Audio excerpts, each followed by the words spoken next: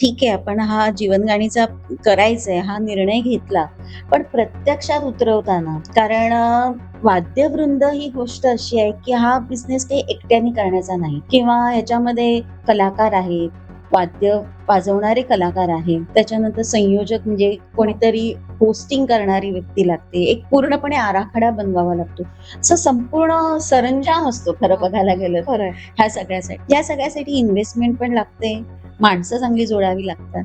तर हे प्रत्यक्षात उतरवताना, की फायनान्शियली काय-काय प्रॉब्लेम आले. कारण जसं तू सांगितलंस, की प्रसादचा पण एक जॉब होता आणि तो पार्ट टाईम करत होता. तर हे सगळं गणित, आर्थिक गणित कसं काय जुळवलं? त्याच्यासाठी तर आर्थिक पाठबळ तर सगळ्यात महत्त्वाची गोष्ट आहे. ते जर का तुम्ही उभं करू शकलात, तर सगळ्या गोष्टी सहज शक्य असतात. पण त्या काळात तुटपुंज्या पगारामध्ये घरातली जबाबदारी तर हे शक्य नव्हतं.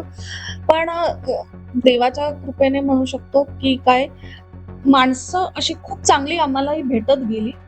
आणि कसं आहे ना, म्हणजे प्रसाद नेहमी म्हणतो, की तुम्हाला जर का काम करायचं एखाद्या क्षेत्रात, तर त्याच्यासाठी तुमचं तोंड हे कायम चांगलं असलं पाहिजे. तुम्ही चांगल्या पद्धतीने आणि चांगल्या मनस्थितीने भावनेने बोल. किंवा हॅपीली किंवा पॉझिटिव्हली असंच तुम्ही बोललं पाहिजे, तरच तुमचा समोरच्यावर जास्त चांगला प्रभाव पडू शकतो.